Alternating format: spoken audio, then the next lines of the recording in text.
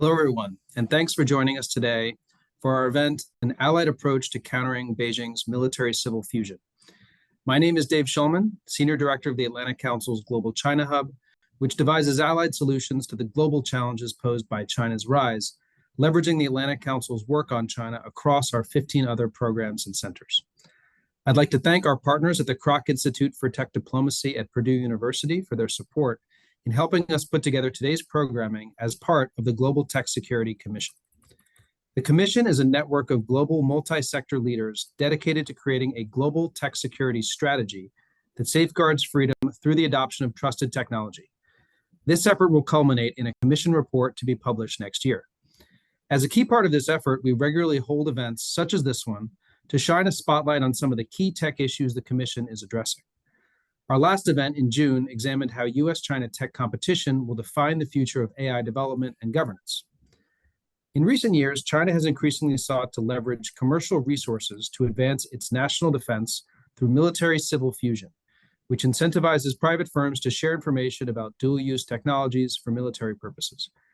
MCF efforts are especially concentrated in emerging sectors in which China seeks to gain advantage, such as space, cybersecurity, biotech, and AI. Through MCF, the Chinese government often seeks to acquire these technologies through foreign sources, legally or illegally.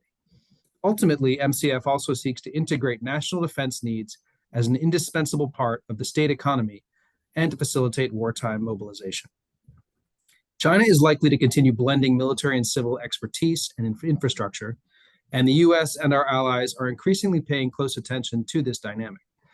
The Biden administration has consistently worked to address the issue, starting with the June 2021 executive order prohibiting investments in 59 companies supporting China's military-civil fusion, and most recently with the imposition of the August 2023 executive order, which requires certain investors to notify the US government before investing in Chinese entities related to covered national security technology. How successful have these efforts been, and what else can the US do to coordinate with our allies and partners to counter MCF? Today, we have an excellent panel of experts who will address these questions and also discuss the extent to which MCF is meeting the goals that Beijing has set out for. I would now like to turn everyone's attention to special introductory remarks from Senator Tom Cotton of Arkansas, who's an honorary co-chair with the Global Tech Security Commission. Senator Cotton's committees include the Judiciary Committee, where he serves as the ranking member for the Subcommittee on Criminal Justice and Counterterrorism, the Intelligence Committee, and the Armed Services Committee, where he serves as the ranking member of the Airland Subcommittee. The Senator was unable to participate in person today, but he's kindly offered these pre-recorded remarks. Hi, Senator Tom Cotton here. It's a privilege to address the Global Tech Security Commission and to serve as one of your honorary chairmen. The Commission is doing the hard work of organizing and crafting the policy necessary to counter the technology threat posed by Communist China.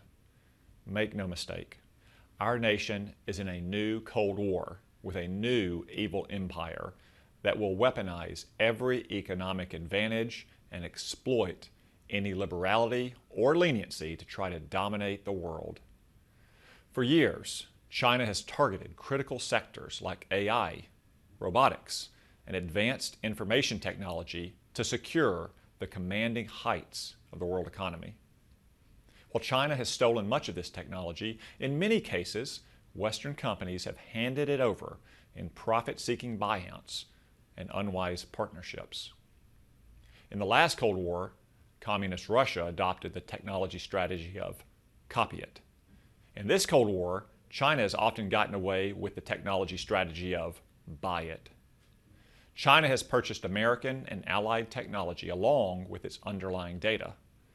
This has allowed China to catch up and keep pace with the West. At the same time as our corporations line their pockets, so have our institutions of higher education. America's colleges and universities have educated China's scientists of tomorrow, welcoming hundreds of thousands of Chinese STEM students to study and learn. The Chinese government has used this knowledge and technology to strengthen its police state, streamline its genocide, and stockpile some of the world's deadliest weapons.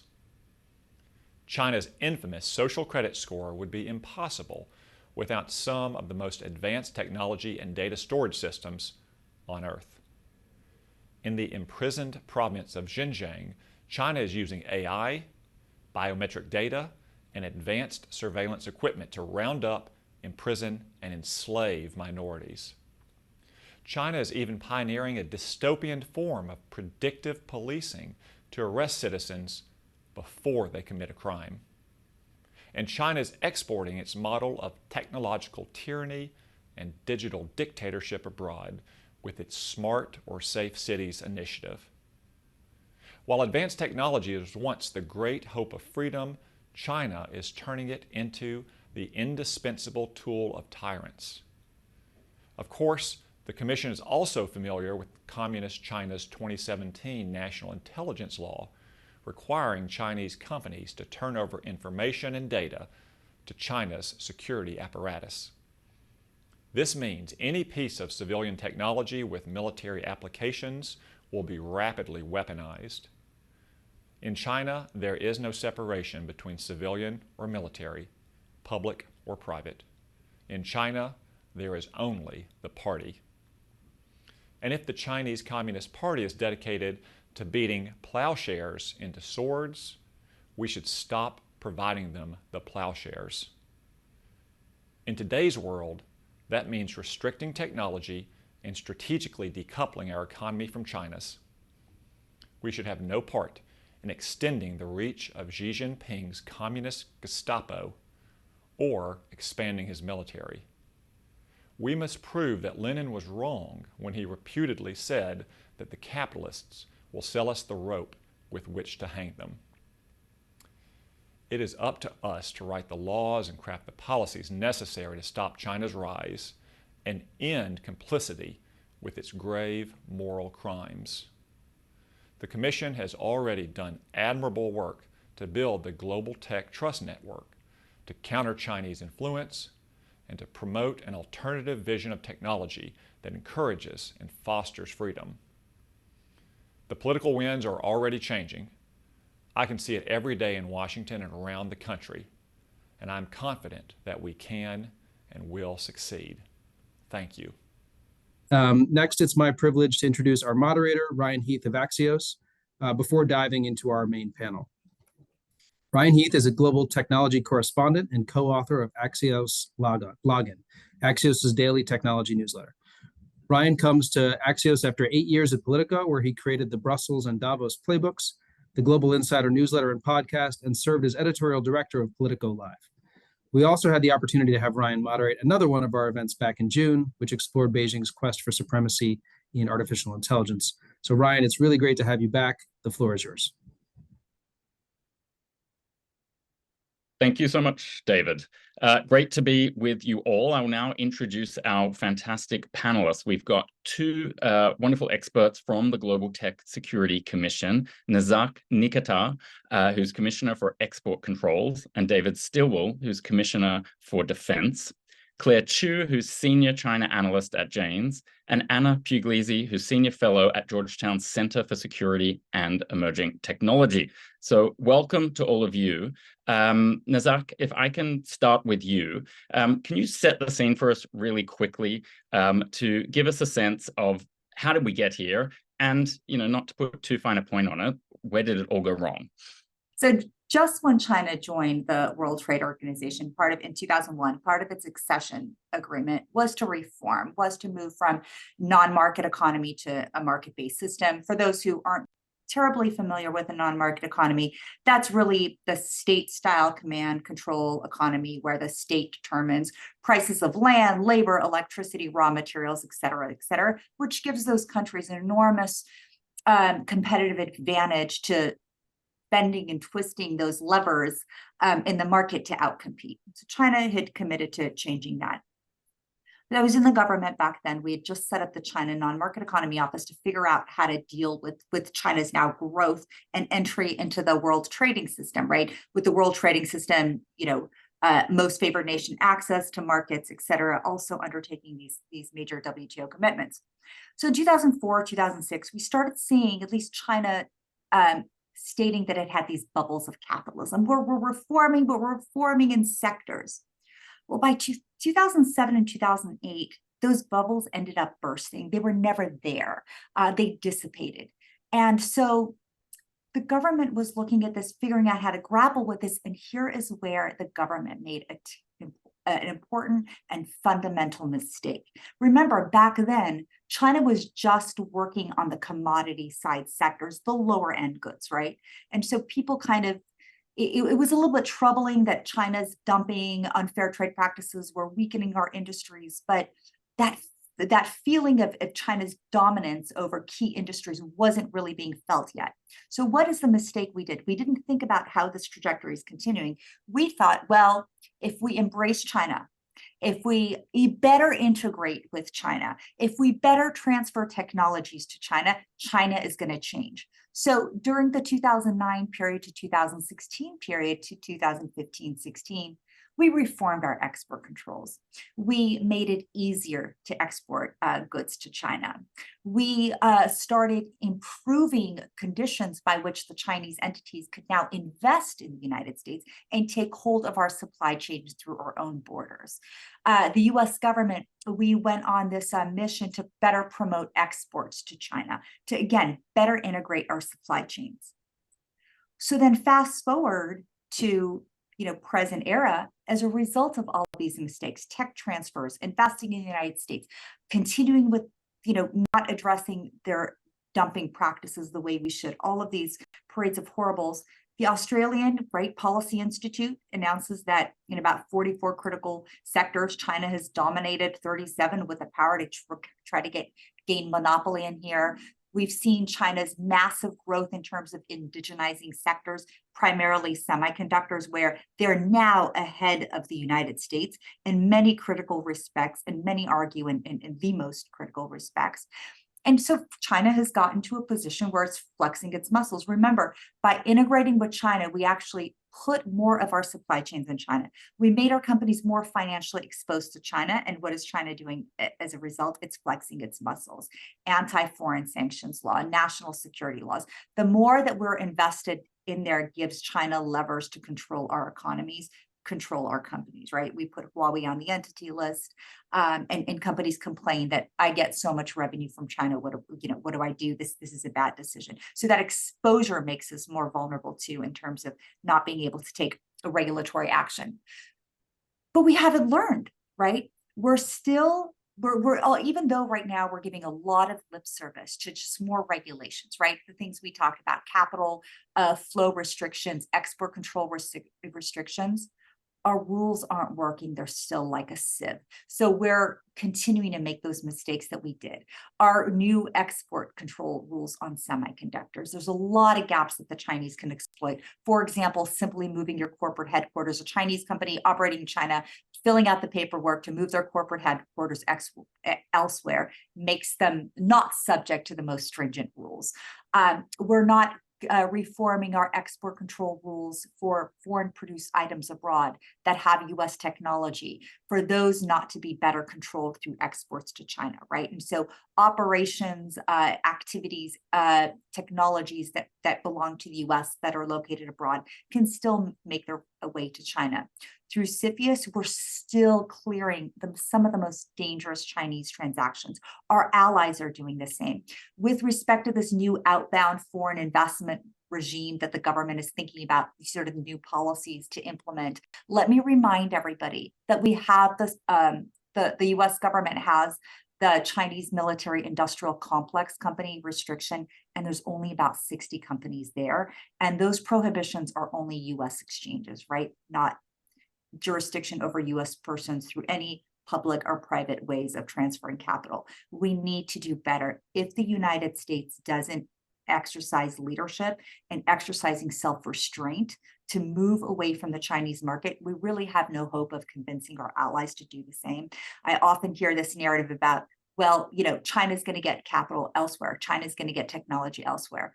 Yes, it is. But if we actually make the move, we're in a better position to convince our allies to do the same, which brings me to the last point. We need to rethink the way we're developing coalitions with foreign countries around the world. The old method doesn't work anymore. We need a new coalition of like-minded partners to do things in a new way, to make sure that we're better integrating our supply chains, better sharing technology, and weaning ourselves off those malign actors. Thank you again. Thank you so much, Nazak. There's a lot to unpack there. Anna, can I bring you in to focus in and tell us a little bit more about the different ways that science and tech development is holistic in China? And then what does that mean for some of the more sophisticated mitigation strategies and tools that Nazak was alluding to? Sure, great. I think it's important really to take a little step back and say, okay, again, talk about how did we get here? And I think it's really important to highlight just how different China's system is. It's really not the same. It takes a much more holistic approach to developing technology. It blurs the lines between public, private, military, civilian, and it says it will use any of the knowledge or technology it acquires for its military. This is not conjecture or profiling or analysis. It's their policies. It's what China says. It's been their stated position for decades. And we really, I think, Nazak had laid out such important ways that our policies and mitigation strategies really need to reflect this reality, because it's not just military technology anymore.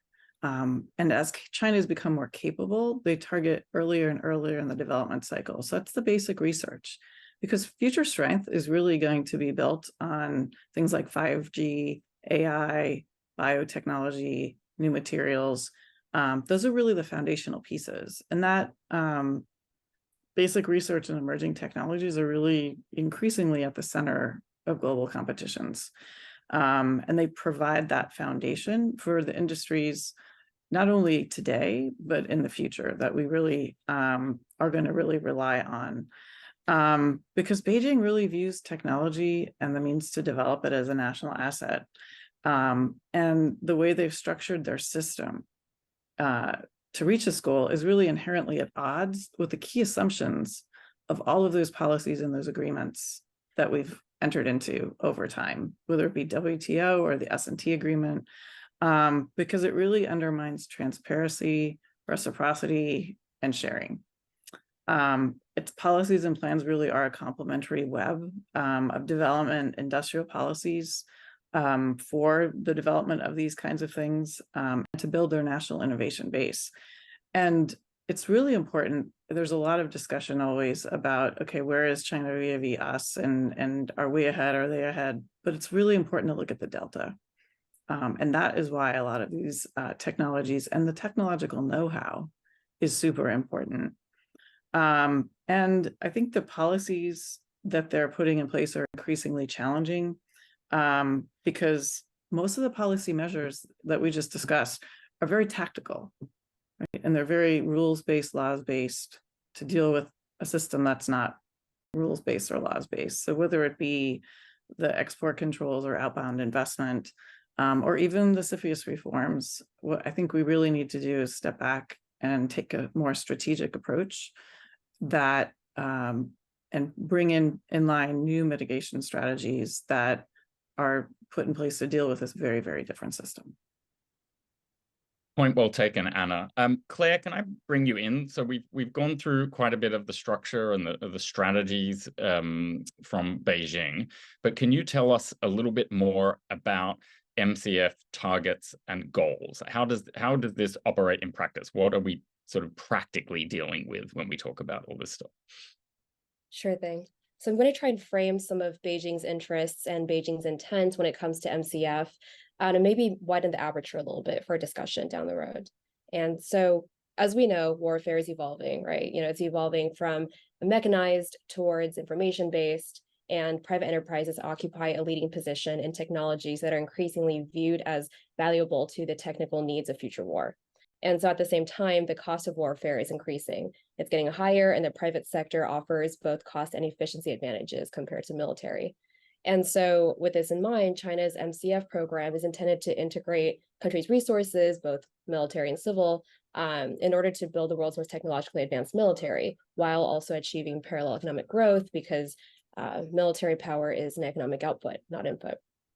So Beijing is interested in taking advantage of the global science and technology resources that have been developed by what it calls first mover countries. So for example, the United States, Japan, the United Kingdom, in order to achieve indigenous innovation with some support. So through MCF, the private sector essentially in China provides the Chinese government with a way to actively integrate into the global commons and to access foreign military industrial knowledge at a relatively low cost compared to indigenous development. So learning by doing, learning by copying. China's foreign cooperation activities in the space can be characterized by these guiding principles called bringing in, going out, and going up, which is 引进来, 走出去, 走上去. And bringing in this case, refers to bringing in advanced scientific and technological talents, as well as management concepts, skills from abroad, bringing in overseas processes, technologies, equipment that are needed by domestic enterprises, bringing in international resources, including capital investment, funding, and transforming all these international resources into internal R&D advantages. And so, of course, this is a core concern for U.S. government defense industry today. And the core policy targets, when we're talking about MCF in a traditional sense, are centered around national defense, science and technology, S&T advancement, military R&D, and weapons production. So there's this focus on the development and industrialization of dual-use technologies. And so there are two ways that this is achieved, at least through the traditional, framework. There is mil to civ conversion, which is Junsanming, the commercialization of military technologies for civilian applications. And so the most prominent example of this would be China's Beidou navigation system. Right. On the military side of things, Beidou was developed to provide guidance and positioning for a variety of missiles and high precision strike systems and strike weapons, and also to free China from the GPS and from Western-led systems. But on the civilian market, Beidou has become integrated into everyday life. Time accuracy for 5G mobile phones, smart cars, autonomous driving, et cetera, et cetera. Or the other way to go about MCF is through civ to mil conversion, which is Mingchanjun, where the private sector becomes involved in military-related work. And so there are two primary ways this happens. This could take place through asset restructurings, mixed ownership reforms, mergers, acquisitions, where military assets are essentially injected into commercial enterprises, preferably already publicly traded enterprises. So for example, agricultural machinery company called Xinyan acquired Tomorrow Aerospace and went overnight from being an agricultural company to military aircraft parts manufacturer in 2015. A company can also obtain required certifications. There's a clearance process and be cleared essentially to participate in military procurements, high-tech national defense projects, but that's a little bit more onerous, although China is trying to open up this process, increase transparency as part of MCF. Conceptually, however, if we take a step back, MCF really becomes much more expansive when you're accounting for all the other ways in which China's private commercial sector supports China's military modernization efforts, and also all the ways in which Beijing induces national security cooperation from its very, very wide network of corporate actors. And so in theory, any Chinese company that develops, produces, is involved with, in some sense, authors a paper on dual-use applications could be considered involved with China's MCF program. And a lot of these companies are multinationals with widespread consumer adoption, like Huawei, with sticky presence in foreign government facilities or critical infrastructure.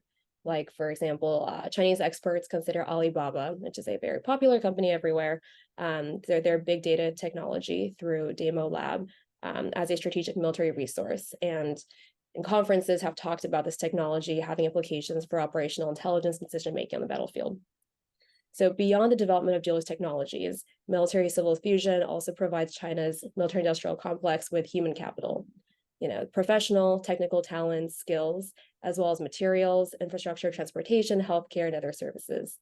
So by integrating its military-civil assets, Beijing also, is my last point, but it is able to enhance the PLA's operational intelligence capabilities, which is something that really, I think, expands the issue, right? Because we're not just talking about tech transfers, we're also talking about commercial enterprises with very, very wide networks of resources and very wide networks of, again, not just people, but also equipment being essentially drawn into China's overall military modernization scheme and operational planning. So China's largest commercial shipping company, COSCO Shipping, owns and operates cargo ships out of 569 ports around the world, right? And some of those they own, they lease, they build, they're digging, and provides the PLA Navy with logistics support at sea that reinforces the PLA strategic sea lift capabilities and expeditionary capabilities as well.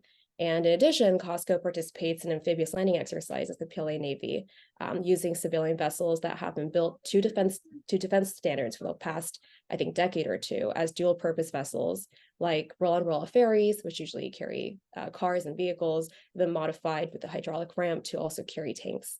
So these commercial vessels can also be equipped with electronic warfare equipment, radar capabilities, which turn a widely deployed, widely accessible civilian platform to a reconnaissance platform. And so the challenge that we're talking about today, I think, goes far beyond the formal bookends of the MILSIF fusion program and the formal mechanisms through which China motivates and promotes and makes MILSIF fusion happen, right? We're also talking this extremely extensive and growing and onerous, in some ways, role of the commercial sector in China's overall security environment. And so with that, I am looking for a discussion today. Thank you. Thank you, Claire. Time to bring David in. I think it's impossible not to be struck by the first three speakers' remarks, how wide the net is here that we're talking about, how complex the web of enterprises is. But then also, as a non-expert, Dave, I wanted to get your take on how the urgency of the rhetoric that emerges from China on these questions. Like, it suggests to me not everything is going to plan, or it's not going quick enough.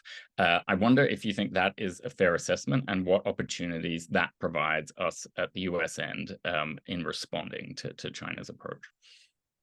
Well, thanks. I appreciate the chance to engage on this, because this is something, look, step one of all this stuff is, like in any addictive problems, is acknowledge you have a problem, recognize there's a problem. And this is a great step forward on all that. And the previous three speakers have really done a good job of laying it out. So maybe I can offer hope and some happy thoughts on that. And to your point, is it too far gone? Is it hopeless? Absolutely not.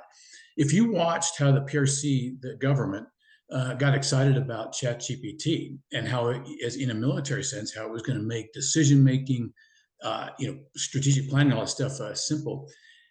I was watching it very closely, and I knew there was no way they could ever actually adopt ChatGPT because it gives the wrong answers. I can't say this for sure. I wasn't in the room, but I'm pretty sure that they brought in a version of ChatGPT, sat down operator in front, and they said, okay, ask the hardest question you think of. And somebody said, okay, what's the solution to the Taiwan problem? And they typed it in there and it says, well, Beijing needs to democratize. And they went, okay, pull the plug and shut it down. Cannot have that. So what you've seen come out of that now, as a logical extension of that, is Ernie and other of their own versions of using AI to solve these hard problems.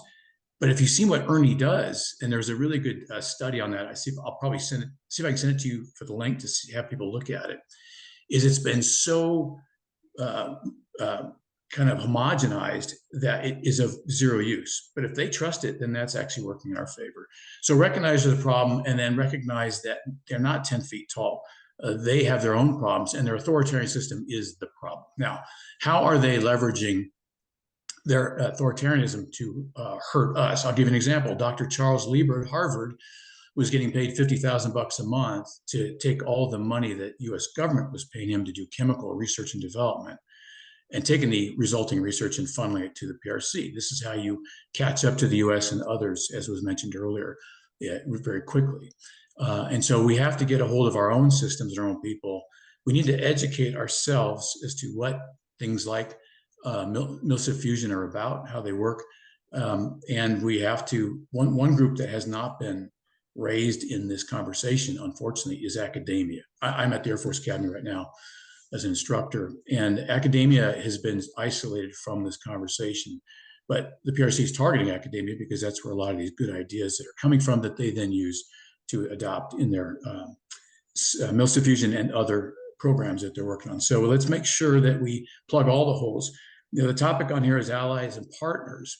ASML, the Dutch company that makes a lot of the lithography that makes for high-end semiconductors, has done a good job to date of resisting the urge for the China market, but you can't hope that it's going to continue forever. And so that's a solution we really need to work on, is how you disincentivize allies and partners from going into this. Even though we plug the gaps here, we share so much with our friends that's a vulnerability that we need to expand. And then I think the last thing, and I'll get off stage here, is doing a better job of understanding what the PRC is doing. Anna made a great point about the systems are different. We think of warfare. I'm a career military guy. And it wasn't until I read this book, even after my time in Beijing, that I understood how the PRC considers warfare. They consider it across the spectrum of national power. And they're crushing us in the economic, information, technological spaces right now because we're still cooperating. When you say warfare in the US sense, we still think about bullets, bombs, and things blowing up. So as warfare evolves, as we look at what the PRC's done, we're actually lagging behind. I hate to say that, but we are missing the point on a lot of this. And we need to have a better understanding and education, like this program is doing, to help people understand that economic warfare will destroy this country just as much as military warfare, probably faster.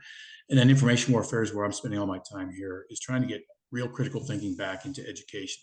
So I think all of these things are going to have a role in preventing what the PRC thinks is an inevitable outcome of authoritarianism dominating democracy. I'll stop there. Thanks.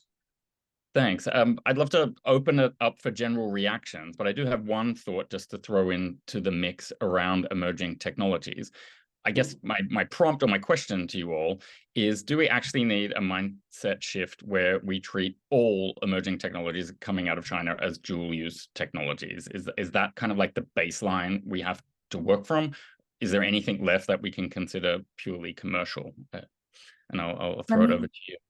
Yeah, I could try to take a stab at that. I think so. I think, back in the day, a lot of the innovations came that fed the commercial sector from the defense sector. Now it's the other way around. I think we should consider just the breadth of emerging technologies as dual use, but even more importantly, well, maybe equally as importantly, we've put so much focus on advanced technology transfer to China that we forget that China also has this, or we have a capacity problem with respect to China, right?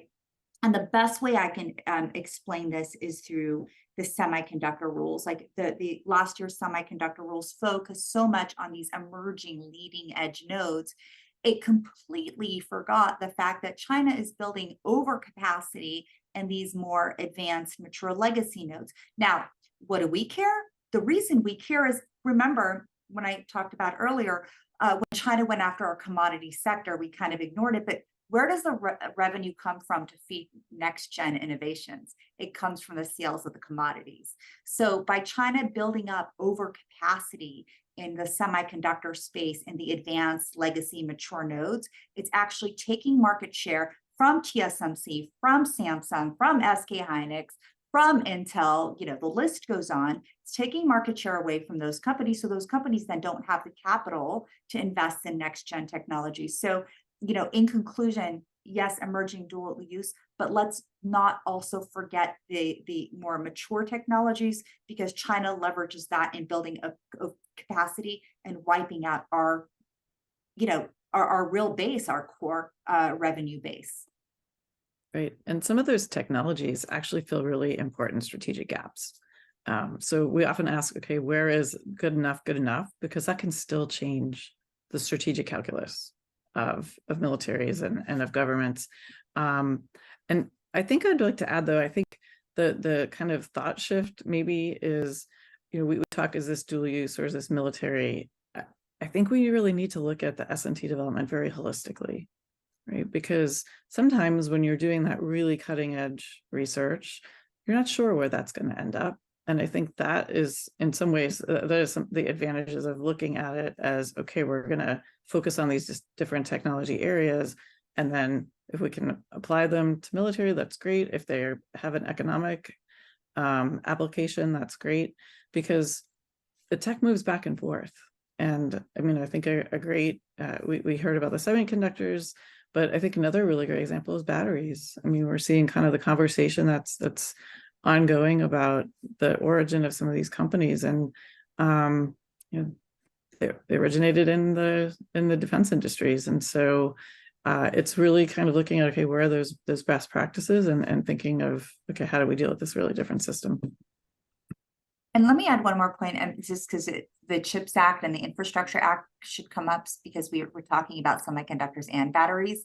When we build these plants, right, are we going to have guardrails so that China doesn't flood our markets with cheap goods to basically erode the value of the investments we're making? You cannot, to deal with China, and a lot of us are experts that want to know what everybody else thinks. You can't just use a carrot for U.S. industry approach. You have to use a stick approach with respect to China. You have to do both, otherwise China will exploit one lever that you've left open to take advantage. And is it also true to say that because the Chinese market is so attractive, that's why you also need the stick, because otherwise people are just going to be too tempted by all the carrots that China has to offer if they're not prevented from operating in that market or constrained in some way? I mean, I think it's absolutely right. The one thing, watching our investments in China, whether we build capacity in China, avail ourselves of their distorted markets, right? Whether we choose to buy goods from China rather than a market-based economy. Remember, China is a non-market-based. The more we shift trade, capital flows, capital exchanges with China, remembering China's a non-market economy, the more we're allowing the non-market-based system to capture a greater share of the global economic system, and the faster we're actually, by doing that, accelerating the demise of the market-based system. We're feeding the demise of the capitalist system, and that's a tragedy. And nobody's really realizing that we're allowing the non-market-based system to capture a greater share of the global market transactions, which is detrimental to us all. Claire and Dave, could I maybe bring you in on that point? How, especially in working with allies, how do you create more incentives or systems to buy into? In my own world of technology and AI, I think about how do you create an AI tech stack that is grounded in some form of democratic and open values, and how can you offer that to people to let them participate in something that's interesting rather than just wave a stick at them? And then how do we do that with a global trading system where there doesn't seem to be a huge appetite in Washington to develop more trade deals, but there is a lot of that now underway or being negotiated in Asia Pacific? What are your thoughts there? So those are some really big questions, but I think I'll answer, but I think a slightly different angle. I think overall, when we're working with a lot of our allies, especially smaller countries with emerging economies, I think it's important for us not to, I think sometimes there is this narrative, China's coming and doing this, China's doing that to you, China's making you do this, China forced you into a corner, now you're doing this because of China. And I think I see this a lot with headlines. I see this sometimes with some rhetoric. And it's important, I think, to acknowledge the autonomy of, I think, local actors too, and to understand how they are also shaping the environment in which China's coming into. And so part of that is we have to be a lot more holistic about working with allies and about the incentives that we're offering them, and recognizing that for a lot of them, they're benefiting right now from China and from Western, partners. And so that's kind of a different approach where it's not a zero-sum game. You see countries like Fiji, for example, that, sent back Chinese police officers and decided to decline a formal security relationship with China, but still maintains an economic relationship. That's doing very well. I think political orientations are different signs than economic and trade orientations. And so again, it's a really tough nut to crack. And separately, I think the way that the US has in recent years, I think we've really ramped this up, but the optics are really important. China overall, this is also kind of a broader answer to your question, but China does a really great job, at least in terms of, again, the narrative and some of the propaganda and the way that China communicates these initiatives, at being an equal partner. The idea is like we win-win together, right? You and me both. And when Chinese officials show up in, say, Tonga or like Samoa, they're rolling out the physical red carpet. And, going to a feast. Whereas in the US, we don't really have a tradition of doing that.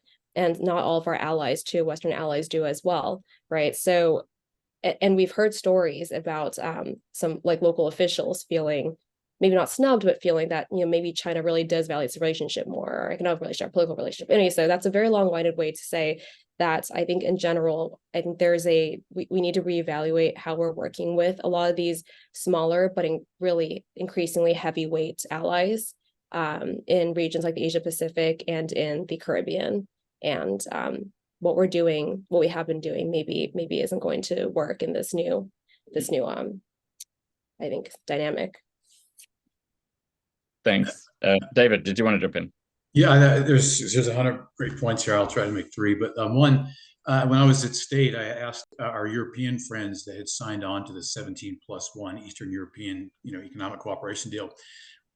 Is there anything in there? And they go, no, there's nothing there. We bought, we were sold a bill of goods. And I go, why don't you leave? And they said, because we don't want to accept the economic pain from leaving. Well, that brought to mind the idea of an economic Article 5, an attack on one's an attack on all. The WTO was supposed to do that, but I think we will all acknowledge it doesn't. So maybe we just do it ad hoc with the Inter-Parliamentary Alliance on China, if you've heard that, or an example of when the PRC embargoed all pineapples from Taiwan.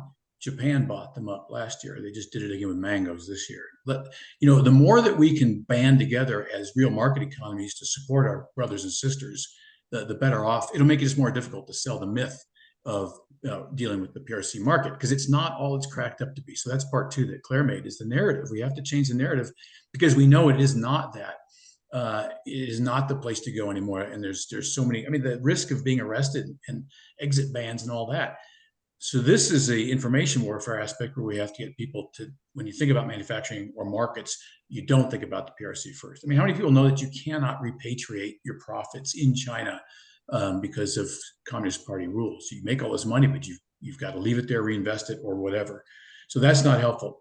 But if you can walk back to 17+1, Lithuania, Estonia, and Latvia have done so. It's 14+1 now. The more you can get people to acknowledge the vacuous nature of these great trade deals, and there really is nothing there, the better off you're going to be.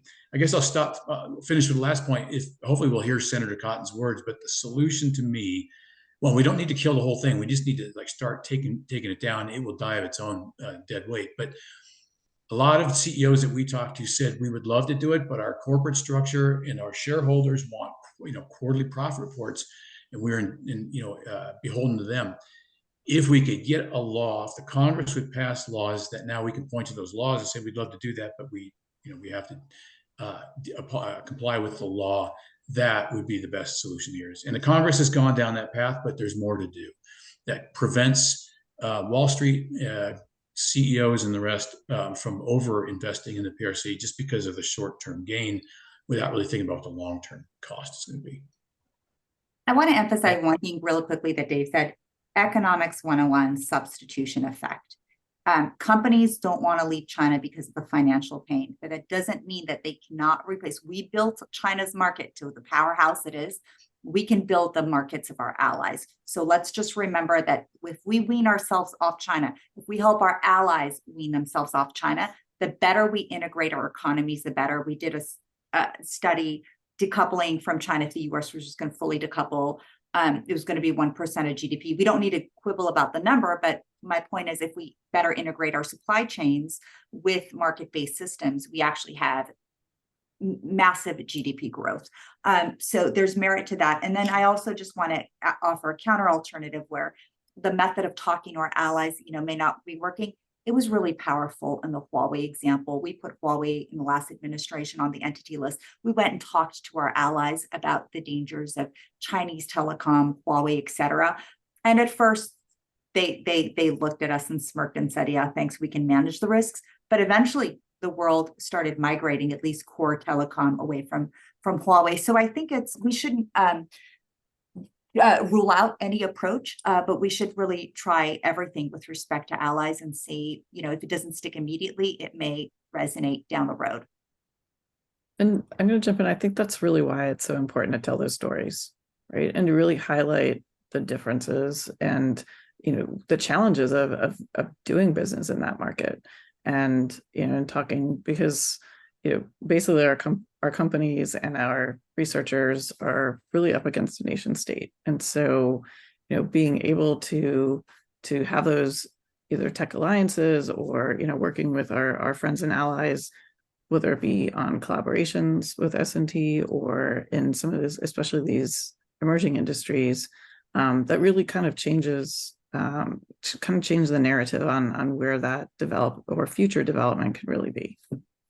And just to also echo one of the points that Dave made, I've also heard from financial stakeholders, for folks on Wall Street, that they would like more regulation. It would make their lives a lot easier, right? Because up until now, we haven't really, for example, the investment bans that were the executive orders, they haven't really been codified. If we wanted to do them again, it would be a little bit of an ad hoc sort of scenario, especially because the premise was also kind of patchwork by the second executive order. There were several different premises tied into one order. And so there are folks who would like to be ethical, investors. There are folks who would like to divest from certain actors, human rights abusers or, military actors. But again, they would be forsaking their fiduciary duty and they could be sued, right? And so part of, I think, Washington's job is to make it easier for Wall Street to be able to take these kinds of actions. And that includes, I think, strong communication, strong guidance, when it comes to issuing these regulations, codifying and harmonizing a lot of the sanctions and the restrictions that we have in place so that they make sense and that they're easy to follow and that the loopholes are airtight. I think it really just has to do with, it speaks to allies too. I think that Washington really being a leader and being decisive and kind of taking those steps to make sure that there is a presence to follow. And let's make sure we emphasize enforcement too, right? I mean, we have the forced labor laws right now that are, we all have our own opinions on whether they're actually being enforced or not. But in terms of tightening up our laws and getting rid of the gaps, we really need better enforcement too. And in your view, is there an effective enough mechanism, either as a clearinghouse or a coordination function across the federal government, for dealing with what you sort of described as the patchwork of action? I wonder if that is the Achilles heel of the US system, where what makes it strong and flexible and agile and bottom up also really inhibits this ability to kind of all move at the same pace and ensure that things like the enforcement occur across the board. I'm not suggesting that there needs to be some social China agency, but I wonder if there's enough coordination going on and what else could be done. I mean, I think that it's a matter of, if you have, so it's a two-level approach. One, if you have nuances in your rules, like we've seen, I defy anybody to raise their hand and say, this is where international rules where China totally complies, right? Like they don't comply with anything. So, and they circumvent and are notorious for circumvention. So if our rules have gaps, right, they'll circumvent, they'll take advantage of it. So, okay, we do airtight rules. Actually, it's not that hard. We can do that. And then how do we ensure that now we've limited how much circumvention there is, and how do we enforce it? It's a really good question, because it's a really top-down approach. We cannot have cabinet members fighting with one another about turf jurisdiction. Leadership across every administration needs to come from the top. This is the bright line. This is what we need to do. In much the same way that sort of we handled the Soviets.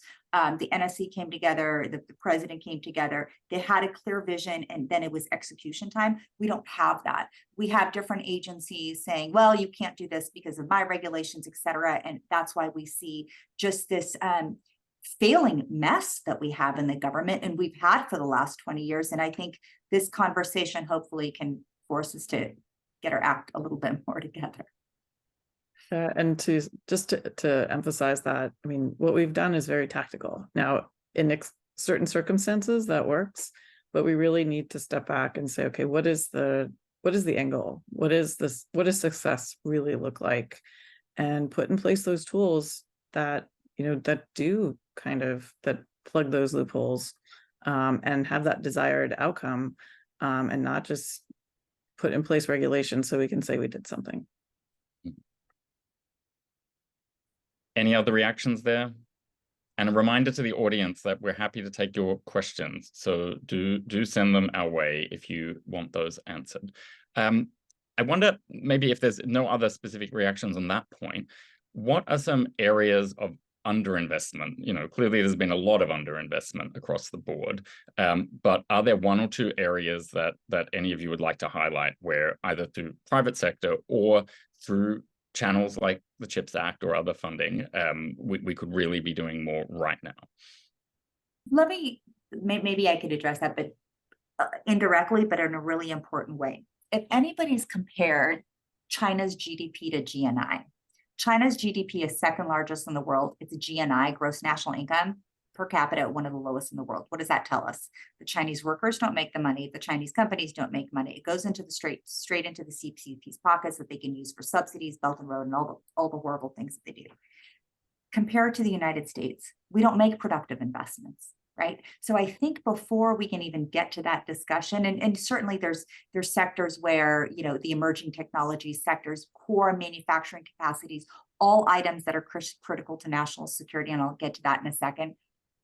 As America, as Americans, we need to get real serious about productive investments where we actually take revenue and invest into actual production capabilities. That's the first thing. The second thing is that, you know, obviously, you know, workforce, all of those better education programs, but we have existing laws that we should be using to better protect the industries that we're growing, right? We need to really get ahead of the predatory import competition by, you know, China predatorily priced stuff. That gives the investors better signals to invest in the United States, and we're not doing that right now. Why would I invest in critical minerals, for example, even though there's a lot of companies who are trying to get ahead there, if I know that China is just going to dump the goods in the United States, right? And so we've got to think more strategically about, once we have productive investments, how do we protect those values of those investments? Yeah. Oh, sorry. I'm going to invite Dave or Claire if they had any thoughts, and then we'll come back to you, Anna. I have one, if I could. Is if you think back to the original Cold War, it was DoD that was driving innovation. A lot of R&D money. I mean, the internet, right? That was a DoD function, and that's not the case anymore. And this is a whole new paradigm we have to wrestle with. Is how do we, you know, gather up what Elon Musk is doing, which is magnificent, by the way. If you look at what Starlink did in Ukraine, I mean, I just pray we can figure out how to do that to China. You know, is to bypass the Great Firewall. And this is a information warfare tool as we expand our ideas of what military or what, you know, international conflict looks like. That would be a great response. And then we can use that to say, you continue doing that, we're just going to do more of this. That's a deterrent message. So there's been a change in who is driving innovation, and it's completely reversed. It ain't DoD anymore. It's the civil sector. And then how do we anchor their use that? I just want to respond to that really quickly. And this, we're kind of, again, then veering away from MCF in this, but more towards the evolution of warfare, is for, you know, right now tackling China. I think for a lot of the, you know, the defense industrial base, this is a little bit new, right? You're going from, you know, previous challenges that, and with non-state actors, and you're dealing with a nation state that is really different from, you know, any in recent memory. But also we're seeing this emergence of, you know, private security actors. And increasingly, I saw this when you mentioned Starlink, Dave, but we're also seeing billionaires who could ostensibly buy their own militaries. Like, what is to stop Elon Musk, who is already taking on basically state meetings, you know, with European allies, to be able to pay off a team of mercenaries, not unlike Wagner. And so I know this maybe sounds a bit like conjecture, but increasingly I'm wondering, you know, we're still trying to catch up and figure out how to tackle a nation state like China, where, you know, we know where China is and we kind of have an idea of how China is organized militarily. How are we going to tackle this next phase where increasingly the adversaries, may or may not have a home base and may or may not have any sort of allegiance aside from capitalism. So just wanted to throw that in there. A small thought at the end of the discussion. Anna. Oh, wow. It's hard to follow that. But no, actually, but I think it raises a really important point, right? That whether are we talking about innovation or are we talking about a return on investment? Because I think we often conflate the two. And I think there's still a lot of government investment. And that's another story we don't talk about enough, is those time and resource intensive things that companies aren't going to invest in. It's big science facilities. It's that STEM education. It's the infrastructure that supports. And that's one thing, and it's sustained investment over time, not just the amounts. As we are, we're talking about budgets this week and next, to be able to put in place, okay, what are those investments we need today in big science facilities that are going to drive that future discovery? Because we have to make those decisions now, and you're kind of shortchanging the future and the ability to compete across a wide range of these technologies that have both that military and civilian applications if we're not thinking in that way. And having US government investment be that spark that is able to drive those areas. We're getting close to the end of our time, and I want to make sure that we give you all a chance to watch the video from Senator Tom Cotton. So I think we should move to some closing remarks. Maybe, Nazar, do you want to try and close us out with some takeaways that you've got from hearing all of that? Yeah, I mean, I think I'll hammer on or emphasize something Dave Stillwell said, which is it's certainly not too late.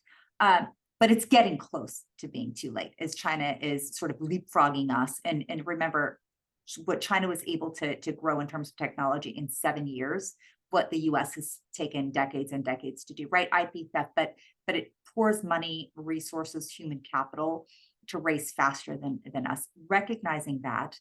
But is it too late? No, but we've got to stop the flow of technology, the flow of capital, all of that, and reinvest in the United States. We have to reinvest here in the markets of our allies rather than the market of an adversary if we're going to have any hope of turning the tide and then gaining that superiority in terms of technology and capacity. So thank you. Thanks again to Senator Cotton, everyone here at the Atlantic Council, and to all of our panelists for such a great session. We look forward to continuing the work. Have a great rest of your day.